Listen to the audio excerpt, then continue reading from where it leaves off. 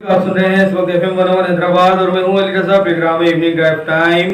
आज का जो प्रोग्राम है वो खासा अहमियत का हामिल है क्योंकि आज हम तस्करा करने जा रहे हैं सूफ़ी बुज़ुर्ग शाह अब्दुल लतीफ़ बिटाई रहमतुल्लाह अलैह की ज़िंदगी पर। सफ़र का महीना जारी है और बाबुल इस्लाम सिंध को ये अजीम एजाज़ हासिल है कि बुलंद पाया सूफ़ी कराम और मुशाहिर इस्लाम ने यहाँ दीन के पैगाम, अमन और सलामती की तरवीज के लिए गिरा कदर और बेमिसाल खदमात अंजाम दी हैं। शाह अब्दुल लतीफ़ बिटाई रहमतुल्लाह अलैह भी इन्हीं सब में से एक हैं जिन्होंने अपने पैगाम तालीमात और शायरी से यहाँ दीन के पैगाम को आम किया। शाह अब्दुल लतीफ़ बिटाई रहमतुल्लाह अलैह की विलादत 1689 1101 में मौजूदा ज़िला मटियारी की तहसील हाला में हुई। आपके वालिद सैयद हबीब शाह हाला हवेली में रहते थे और मौसूफ़ का शुमार इस इलाके की बुरगज़ीदा हस्तियों में था। शाह अब्दुल लतीफ़ बिटाई रहमतुल्लाह अलैह ने इब्तदाई तालीम अखवंद नूर मोहम्मद भट्टी से हासिल की। आपने अपने वालिद शाह हबीब से दीनी तालीम हासिल की। जवानी के दिनों में शाह अब्दुल लतीफ़ बिटाई रहमतुल्लाह अलैह अपने गाँव से कुछ फासले पर एक मिट्टी के टीले पर आके तन्हाई में क़याम करने लगे, जिसको सिंधी ज़ुबान में भिट कहते हैं।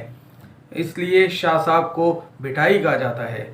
आहिस्ता आहिस्ता इस मकाम पे इनके मुरीदों की तादाद बढ़ती चली गई। इलाका वसी तरीन आबाद होता चला गया। शाह साहब को बचपन से ही शायरी से बहुत रुग़बत थी। वो अपने वालिद शाह हबीब से शायरी सीखते थे।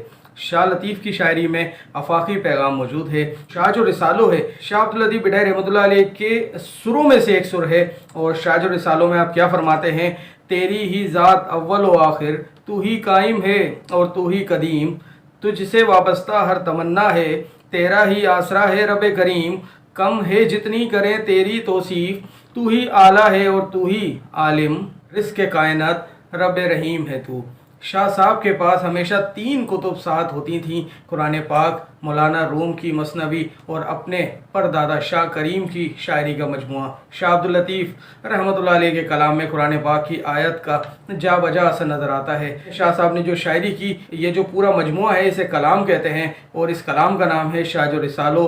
ये मजमुए कलाम 30 अबवाब पर मुश्तमिल है, जिनको उन्होंने सुरू के नाम से मुकर्रर किया है। शाह साहब के कलाम के मौज़ूआत में अल्लाह की सना, कुदरत के नज़ारे, प्यारे नबी सल्लल्लाहु अलैहि वसल्लम की तारीफ़, अमन, प्यार, जिद्दोजहद, इखलाकियत, मोहब्बत का पैगाम, उन्होंने तारीख़ी और आशिकियाई दास्तानें भी बयान की हैं, जिनमें सोनी माहीवाल, ससी पन्नू, उमर मराई जैसी मशहूर दास्तानें भी मिलती हैं। तो वाक़े करबला जैसी अजीम कुर्बानी का भी जिक्र शाह अब्दुल लतीफ़ बिटाई रहमतुल्लाह अलैह ने किया है। शाह अब्दुल लतीफ़ बिटाई शायरी और मौसीकी के माहिर थे। उन्होंने अपने कलाम से कई सुर ईजाद किए और ख़ुद एक साज़, जिसको आज हम कहते हैं तंबूर, और अगर इनके मज़ार पर जाएं तो ये तंबूर बजाने वाले जो है 4 से 6 लोग जो है बिल्कुल इनकी मज़ार के अकब के अंदर और कब्र के सामने जो है मौजूद होते हैं और जो है ये तंबूर जो है बजा रहे होते हैं। आम तौर पर तंबूरा 4 तारों का होता है, मगर शाह साहब ने एक इजाफी तार लगाकर 5 तारों वाला तंबूरा बनाया, जिसको खुद इस्तेमाल करते थे और अपने फ़कीरों को भी इसकी तरगीब देते थे। सर रात के औकात में महफिल समा करवाते थे।